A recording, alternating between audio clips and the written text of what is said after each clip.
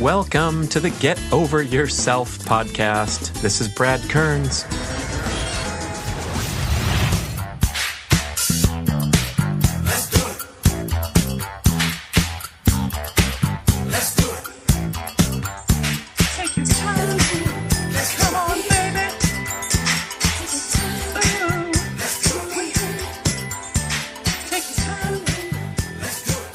Welcome to a very important show. We got a lot going on here. I want to try to bring some important and detailed scientific insights about peak performance to a simple and understandable show for the average person. In fact, that's what Mia Moore said was my greatest skill or contribution with this podcast. I'm not a scientist. I'm not a doctor. I'm not a nutritional researcher. But I am in this game and deeply immersed in this game for a long time, dating back to when I was a professional triathlete, trying to get the very most of my body and explore all the latest, greatest training and recovery techniques. So I am, having the great privilege of meeting some really interesting, forward-thinking people in the fitness game and synthesizing all these great insights that they've put together. And recently, I got to say, even though I've been doing this crazy stuff for 30, 35 years since I was a kid and starting in with the long distance running in high school and still trying to pursue the varied fitness goals that I talk about, bringing in the explosive and the high intensity stuff into my lifelong endurance ambitions. I've had some breakthroughs lately in philosophy and in practical application, and I want to share those with you. This is kind of leveraging a show I did on the Primal Endurance podcast called Rethinking, No Pain, No Gain. And the theme of the show here is that whatever level fitness enthusiast you are probably performing your workouts in an overly stressful manner that is compromising your progress and delaying your recovery, no matter what age you are. My son is reporting overtraining symptoms from his college basketball endeavors, and here I am in my 50s, radically shifting my protocol at my high-intensity workouts so that I can recover faster and do less damage. And this insights have been inspired by some really important people, Dr. Phil Maffetone, Joel Jamieson, and Craig Marker, to name three that I'm going to cover in detail on this show. Also, Brian McKenzie, I did an entire show on him, so please go back and listen to that.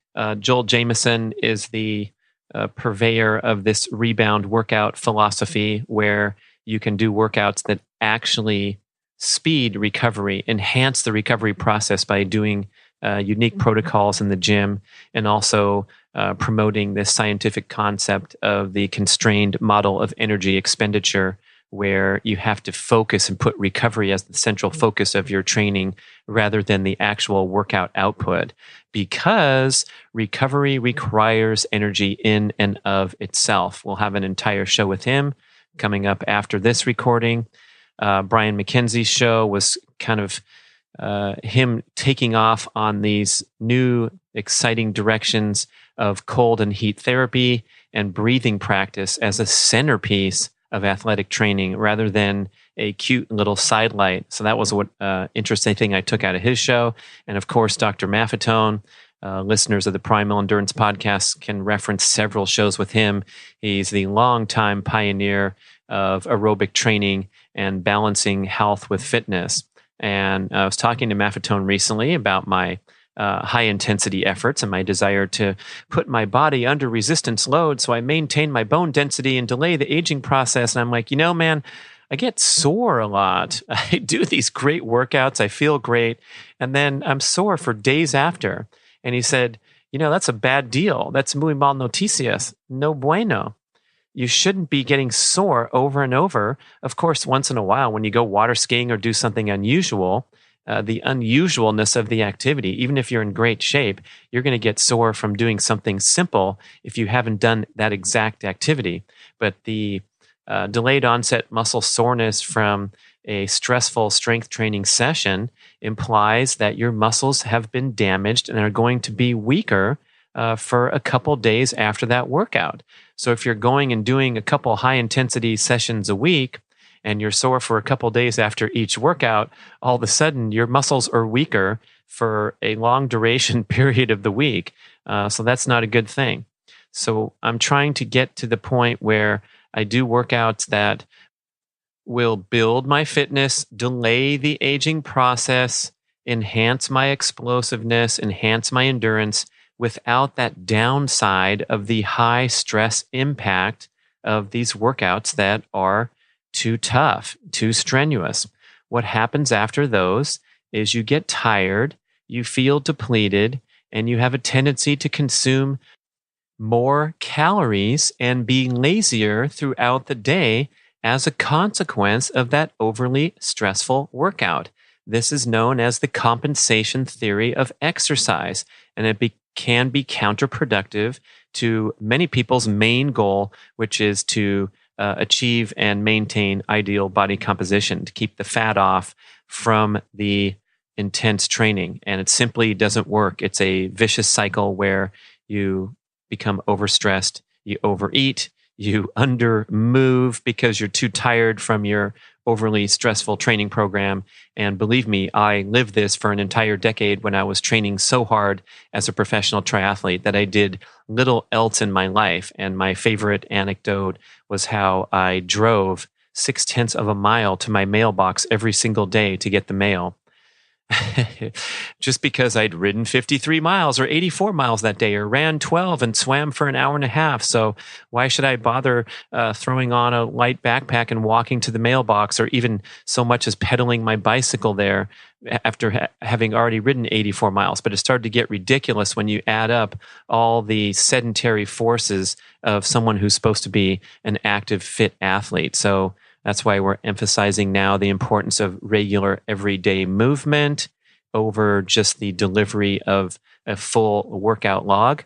In fact, movement in many ways being prioritized. The obligation to just get up and walk around and do brief series of calisthenics in your cube during the day. Go down and do 20 deep squats. Believe me, it's strenuous. You're going to start feeling the fatigue before you even finish a 1-minute workout. But if you can package those up and add them together throughout the day and throughout a year's time, if you have the ambition to move more frequently in all forms in daily life, it's going to have a dramatic improvement on your fitness level.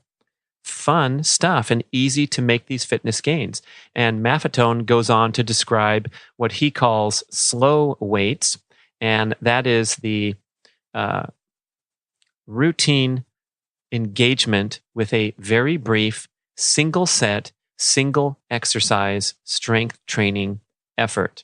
So if you have a weight bench in your backyard and a hexagonal deadlift bar like I do, what a fantastic investment that is, because it's much safer than a regular deadlift. So I can do what many strength training experts agree is the single number one most beneficial total body exercise of the deadlift.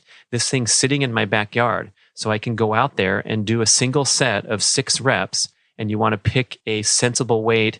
Maffetone suggests it's around 80% of your 1 repetition max. So if you had an all-out test to see how much you could lift, take 20% off that, and that's the weight that you work with. You do 6 reps, and you go on about your busy day. Same thing with a pull-up bar, or just doing the air squats in your cubicle. If you don't have the apparatus nearby, which most people don't, you can find some way to put your body under load for a brief period of time throughout the day. And then add this together. And what happens is you can get a significant increase in strength without that high risk of overtraining that comes with completing a CrossFit session or a regular dose of CrossFit sessions. Most people do it too frequently, as we know. Or the same goes for your grueling personal trainer session that you want to get your money's worth, so they grind you for an hour and 10 minutes, and it turns out to be too difficult and too stressful. A very interesting example that gets a little bit sciencey, but I'm going to try to extract that and make these important points. This is a lot of it pulled from an article by Craig Marker on strongfirst.com. But let me read some beautiful and memorable quotes about rethinking your mentality about what it means to train vigorously and gain these fitness adaptations, trying to get away from that no pain, no gain mentality. That's why I'm titling this show, Peak Performance Without the Suffering. And in particular, if you're in the gym scene, you're probably familiar with this term HIIT, HIIT, high intensity interval training. And for some reason, this became the holy grail, the most incredibly beneficial workout to do. Everyone talks about it in the gym. They name the classes your HIIT class, and they engage in all manner of interval training where you do a work effort and then a rest effort and a work effort. And the concept of Tabata has become extremely popular, and that's just a work-rest protocol where you have a work effort lasting for 20 seconds and you rest for 10 seconds, and then you repeat for a 4-minute total or a 12-minute total workout, whatever the protocol is. So the problem with Tabata is it's been distorted and repurposed in its popularity away from the intent of the original research and training benefits. And it was only supposed to go for a 4-minute workout, but that's not cool enough to sell at the gyms of the world. So you'll see these workouts labeled HIIT or labeled Tabata that go on for an hour with people of varied fitness levels just exhausting themselves and getting away from the original intent, which was a high-quality explosive effort of 10 seconds, 20 seconds rest, and then repeating that high-quality effort. So Craig Marker and the folks at Strong First have called this out and coined a new acronym to kind of correct the misinterpretations and the poor application of Tabata and high-intensity interval training. And so what they're calling their approach is, instead of HIIT, HIRT, HIRT, high-intensity repeat training. So when you say high-intensity repeat training, you're talking about delivering a peak performance, explosive, high-intensity effort, and then engaging in sufficient rest so that you can repeat a similar quality effort. One simple example would be to go for a sprint like I like to do at the football field. So I'll go for a sprint that takes 13 seconds, something like that.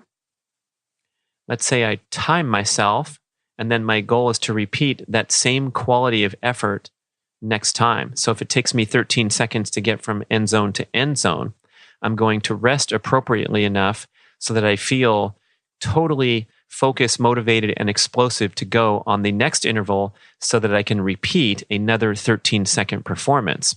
And as I might have described on other shows, my entire sprint workout consists of only 4 times 100 meters at full peak performance effort with sufficient rest in between. So the great transition that I've made in recent times with my standard sprint workout is, first, I've cut it down from 6 times 100 meters back to 4 where I started years ago. But I thought as I'm getting fitter and fitter, I can add a few more reps and that'll be a better, more productive workout, right?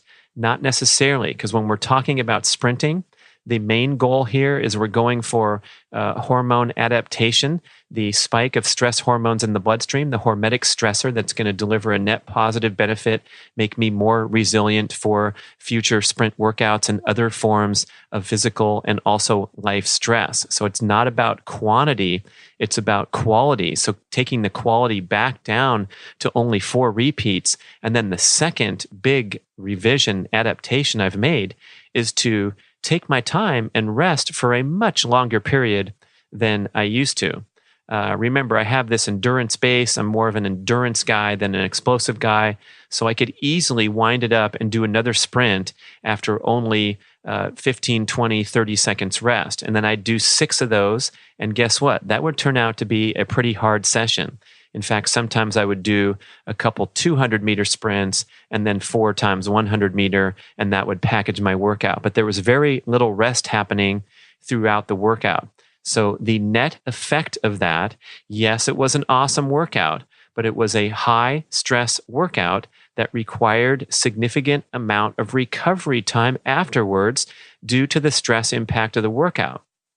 In contrast, if I'm going in and conducting a high intensity repeat training, a HIRT workout, I will have so much more rest that the individual quality of the sprints will improve. So I will become a better sprinter because my second, third, and fourth efforts are much more quality because I'm fully rested. Secondly, because of all the rest in between the efforts, the overall stress effect of the workout is vastly lower than when I'm going back and turning on the motor again and again with only brief rest periods. So when I leave the track, I feel great. I feel snappy and explosive and springy rather than exhausted. And then the following day and the 2 days later, I don't have as much muscle soreness. I don't have as much delayed fatigue, and I can actually conduct more sprint workouts if I want to. I don't put that many more into the schedule, but I'm just not trashing my body as much as I was before. Same with someone who's doing a routine boot camp class that lasts for an hour and they're asking for these interval efforts, or you're going into a spinning class and you're doing Tabata, but you're doing it for 12 minutes or 20 minutes instead of 4 minutes. Guess what happens after 4 minutes is your output, your quality of your effort starts to decline. So it's a high intensity interval training session, but your intervals start to suck instead of maintaining that repeat of high quality. A big difference in recovery, a big difference in fitness improvement, and removing that huge problem of overly stressful high intensity workouts. Oh, here's an interesting quote from Craig on his article at strongfirst.com when he's talking about that buzz that you get when you really, really push yourself. And that's what the fitness community is selling. That's what we're addicted to, that adrenaline or that endorphin buzz from these overly stressful workouts. So here's Craig talking about that. Guess what? Your feelings don't matter. That is, your subjective feeling of the effectiveness of a workout is not important as what science tells us is important to building an impressive base of endurance and changing your body composition. A common training method of HIIT is the one that leaves people on the floor in a pool of sweat, feeling as if they've accomplished a great workout. I am proposing a smarter way of training, which should have a greater effect on your endurance and long-term body composition effects. This is high-intensity repeat training. And guess what? It may not feel as good, but your feelings don't matter. Why is it a muy mal noticias to be laying on the floor in a pool of sweat? Because the prolonged recovery time, the prolonged or the overstimulation of stress hormones, it's going to suppress immune function, and it's going to be difficult to sustain over a long period of time. That's why we have so much attrition in the fitness community. Who wants to go lay on the floor in a pool of sweat 100 times? 12 times? Yes, you get the endorphin buzz, you get some instant results. People say, hey, you look great. What have you been doing? Going to the gym? And you say, yeah, I've been going to the gym. But guess what's happening? This is back to Craig's article. When you get that attention for weight loss, there's a professor named Yakovlev who's saying the perversion of the muscular activity's chemical nature taking place during overtraining causes a resulting disruption of aerobic metabolism and a drop in metabolic efficiency that leads to significant weight loss in advanced overtraining. Oh, you look great. You've been going to the gym? Yeah, I go to the burn class every Monday, Wednesday, and Friday morning at 6 a.m. And guess what? Burning in the workout, that lauded state of lactate accumulation in the bloodstream faster than you can remove it, is a bad deal. According to Craig Marker, he says this mentality is sick, man. You want to stop your intense efforts before you experience burning. Burning is bad. At a cellular level, all kinds of crazy shit is going on inside you that ain't good. Let me do a quick kind of breakdown and layman's explanation, if I can, from the details, this article on strongfirst.com and also some other articles. So we have known for a long time in exercise science that even a single 30-second all-out sprint increases something called the AMP to ATP ratio 21 times normal, and also generates significant AMPK, that's activated protein kinase, increases when you do just one sprint. So it has a profound effect on your fitness by sprinting once in a while. That's why Primal Blueprint centerpiece is sprint once in a while. If you do a sprint workout once every 7 to 10 days, it can profoundly affect your body composition, even though the workout only lasts for 10 minutes of hard work or 6 minutes of hard work. I'm counting the drills and the aggressive warm-ups as well as the 4 times 100-meter sprint, because I am doing some pretty strenuous drills before I blast those sprints. But anyway, a very short, high-intensity workout can have a profound impact on your metabolic function and your ability to reduce excess body fat.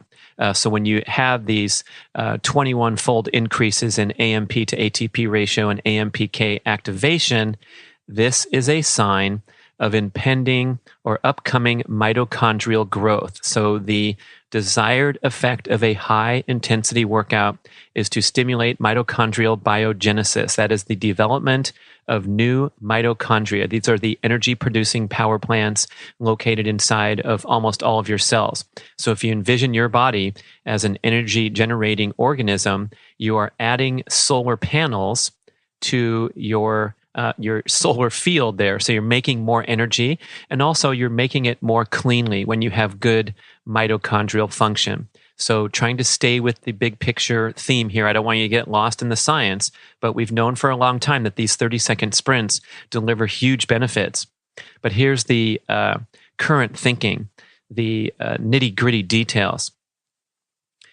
Now, the scientists are convinced that the main benefits are derived during the first 10 to 20 seconds of high-intensity exercise. After only 10 seconds, an ATP deficit starts to accumulate. So you can't produce explosive energy as desired. This is a simple insight where when you're doing an explosive effort that lasts 10 seconds or less, you're actually burning not sugar, not glucose yet, but pure ATP in the muscle cell. So you don't have to have this more involved chemical activation to get yourself from the starting line to the finish line of a 7-second sprint. Okay, so that's cool. But then when you can't produce energy as desired and you're still trying to sprint beyond 10 seconds, the, quote, emergency system kicks into gear. That's myokinase, comes to the rescue and starts disassembling ADP to make ATP and AMP. Again, backing up, what's happening is you're asking a huge demand for your body, and you're getting into this emergency energy production to get yourself from 10 seconds to, let's say, 20 seconds. This is some of this is quoting Craig's article. So if the emergency continues too long, another reaction called deamination occurs, causing cellular destruction. You know this is happening when you start to feel the burn. So when that lactic acid burn comes about, you are engaged in cellular destruction. Disassembling and deaminating, the two things I just described, is muy mal noticias. Okay? Also, a byproduct of these chemical reactions, when you're asking yourself for maximum effort performance for longer than 10 seconds, is the generation of ammonia, the byproduct, which is very toxic to your cells and your nervous system. Whew! One guy named Jeff Newport suggests that ammonia toxicity could be one of the factors that compromises fat reduction when someone is engaged in high-intensity interval training, ambitious efforts to drop a few pounds before their summer cruise or their bridesmaid gig. And so they go to spinning class 3 mornings a week, and the instructor's screaming at them to sprint for every stop sign, every finish line on the imaginary route. You're actually suffering from ammonia toxicity, especially if you're not super fit to begin with. So the most fittest, genetically gifted, and hardest working, longest lasting athletes among us have less destruction, less breakdown, less negative consequences because their cells are so strong. They already have a robust mitochondrial system to generate energy. But for average folks that are just trying to do right, it's very, very easy to exceed healthy heart rate for too long a period of time in your average boot camp class, average spinning class. And what's happening there And going back to Craig's article, quoting, what's happening is you're breaking down the A-frames of your cells. Rebuilding them is a costly and time-consuming process. While this is taking place, while you are rebuilding your cells and doing away from that damage that occurred during those high-intensity sessions, where, again, to review, you had the disassembling of ADP to make ATP and AMP. You also had the deamination, the cellular destruction, as characterized by lactic acid. And finally, you're breaking down the actual structure, the A-frame structure of your cells. While this is going on, guess what? You feel tired and run down. Your ATP is short of a full stack. Gosh, this is why I kind of felt like crap 24 to 36 hours after my ambitious sprint workouts for many, many years. I thought it was just because the workout was so difficult and I was at an advanced stage over the NCAA Division I college pool of talented sprinters. So I'm like, all right, whatever. That's the consequences I have to pay for trying to sprint and stay healthy. But really, it was the composition of the sprint workout being too stressful, doing too many reps with not enough rest, and digging into these breakdown processes, disassembling, deamination, and also the ammonia byproduct generation. So you can do away with this stuff. You can escape from this trouble by sprinting for a shorter duration and still getting all those wonderful hormonal benefits of generating maximum explosive force. So again, not sprinting, not turning that motor on to full blast once in a while, you are going to accelerate the aging process. Use it or lose it. And so many fitness enthusiasts do a lot of chronic exercise, but not enough truly high-end explosive peak performance. So this has been of great interest to me for now it's 12 years that I've been sprinting ambitiously, knowing that that prolonged endurance training, that steady state stuff was not the whole picture and that I could benefit greatly from these explosive efforts, but I've always struggled to recover. So I want to save you the trouble of what I've learned the hard way over the past 12 years and consider taking longer rest periods, shorter sprints. So the magic number, the magic window is sprinting between 10 and 20 seconds. And almost done with the science here, waiting out before we fall apart.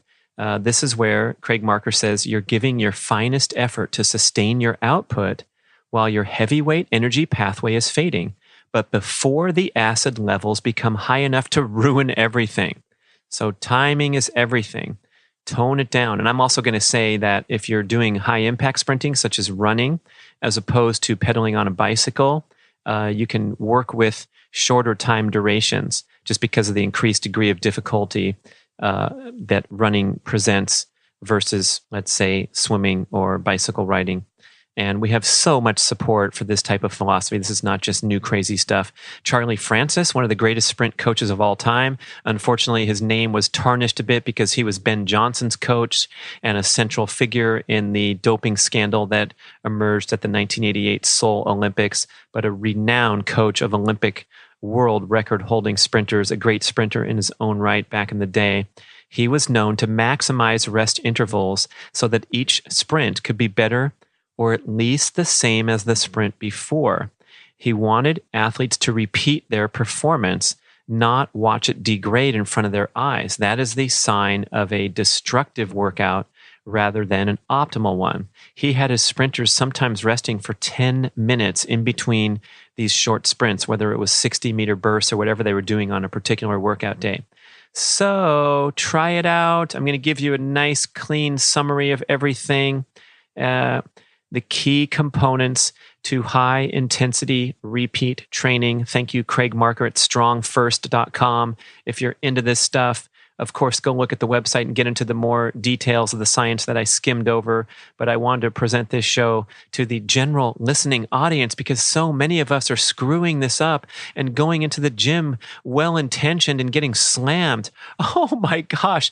I usually do my sprint workouts on Saturday morning and one time, instead, I went over to the gym and joined the boot camp class of my girlfriend, Mia Moore, and we just got worked, man. I mean, my form started cracking at the end. I was looking at the clock, and we went hard for like 50, 53 minutes. And I just felt like for most people in the class, I mean, I consider myself a pretty fit person. I figure somewhere around the 25-minute mark would have been perfect, or 20-minute mark, and more rest in between the things. Then the next song comes on, you're asked to do something crazy again. I felt like it was a little bit too much. I know we have these days of long, prolonged inactivity. So when we get to the gym, we want to bust loose. We want to feel like we did a workout. But please listen to the leading scientists in the world, Joel Jamieson, talking about recovery as the centerpiece of your training, where he's working with world champion MMA fighters and other athletes. And the guys at Strong First saying, hey, man, tone it down a little bit. Turn your work efforts down and you will benefit. You will get less tired, less broken down. Okay, so HIRT, you must be able to repeat the high intensity performance. If it can't be repeated, the training session should end. The intensity is the key. So if you're doing this high intensity repeat training, you want to be doing pretty well on those explosive efforts. Don't worry about your feelings or your guilt for not working out for longer.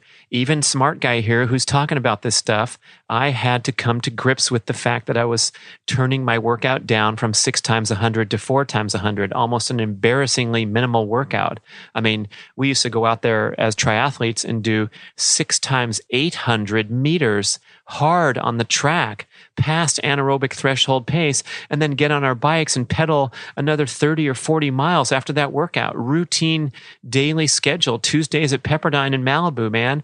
That was a brutality to the body and plunging us into that chronic training pattern, the stress hormone disruption, all the breakdown that occurs in the interest of trying to be competent for peak performance competition.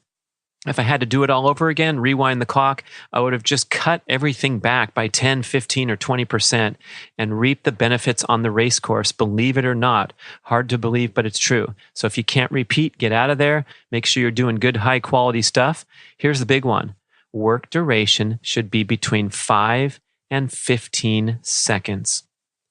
Keeping the work time short allows for maximum effort and quicker repeat performance. Next, luxurious rest intervals are needed. Have you ever heard a badass trainer use the word luxurious in describing a workout? Okay, it's time to wake up. We got to give ourselves some luxuries out there on the running track or in the gym when we're pounding. So for 10 seconds of work, there should be about 45 seconds of rest. Yes, I will concur that after about 45 seconds, I'm pretty much ready to go again.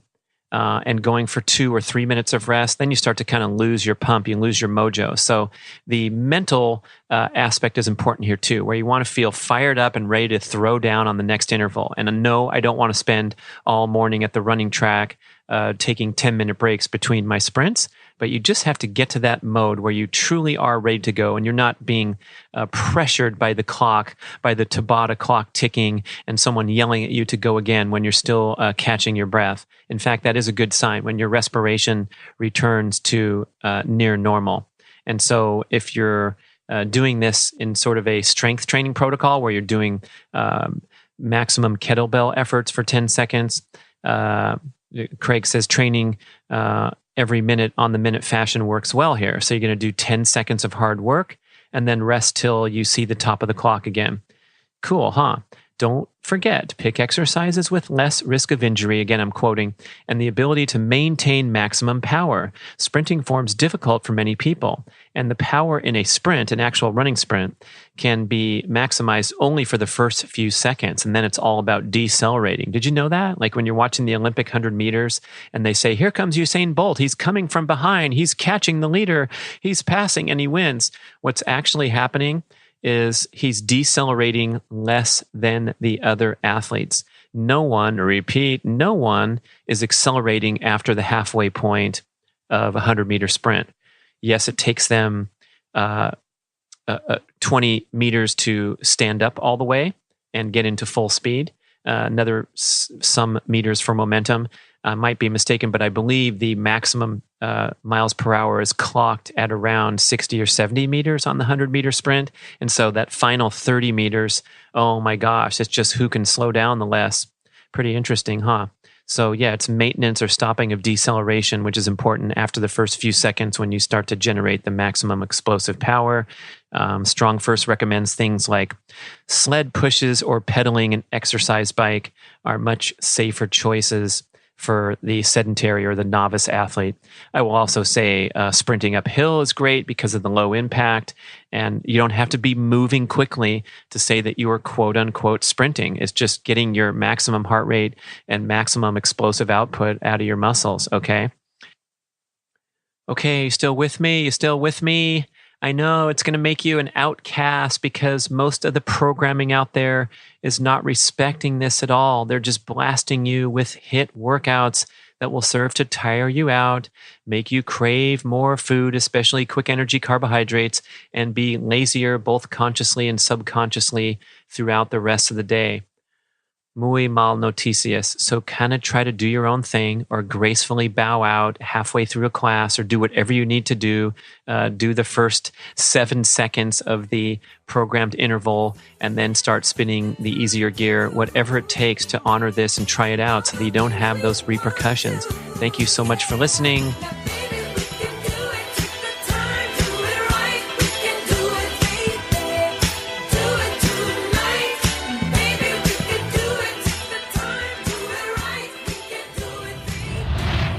Hi, it's Brad to talk about ancestral supplements. Question for you. How's it going with the critically important health objective of consuming some of the most nutrient-dense foods on the planet, namely bone marrow, collagen, and nose-to-tail organ meats like liver, heart, kidney, and more? Yeah, how's it going? Pretty poorly? How did I guess? I have to admit the same. I'm sorry, folks. I've known for a long time, since Dr. Kate Shanahan and her wonderful book, Deep Nutrition, emphasized that this is a sorely missing element of the modern diet, but a huge part of the ancestral diet that made humans the healthy creatures that they are today. And now we have a fantastic and convenient solution from Ancestral Supplements because they make New Zealand-sourced bone marrow and nose-to-tail organ meats, liver, heart, kidney, pancreas, spleen, and more, delivered in simple, convenient gelatin capsules. Oh my gosh, I love this product, and I love what this company's all about. Go on their website, ancestralsupplements.com, read one of the most impactful and inspiring mission statements you'll ever see from a company. Listen to how they describe their product. Traditional peoples, Native Americans, and early ancestral healers believed that eating the organs from a healthy animal would strengthen and support the health of the corresponding organ in the individual. The traditional way of treating a person with a weak heart was to feed the person the heart of a healthy animal. Sound hokey to you? I'm sorry, but this is extremely well supported with scientific evidence confirming that these are the foods that our DNA evolved with and are sorely missing from the modern food supply. That's why Ancestral Supplements says that they're putting back in what the modern world has left out to return people back to strength, health, and happiness. And hey, if you're a clean living person that kind of doesn't like the idea of popping a bunch of synthetic vitamins in the name of health, going over to GNC and buying 12 bottles, this is an entirely different story. This is real food packaged conveniently so that you don't have to worry about your liver making skills or how to best cook a kidney. Just swallow the pills, man. I throw them in my smoothie every morning. So I'm taking about 4 or 5 capsules of the various ancestral supplement products. I'm throwing down the beef organs, the beef liver, the bone marrow. There's so many other ones on their absolutely fabulous and educational website. Thanks for trying it. AncestralSupplements.com. You will love it.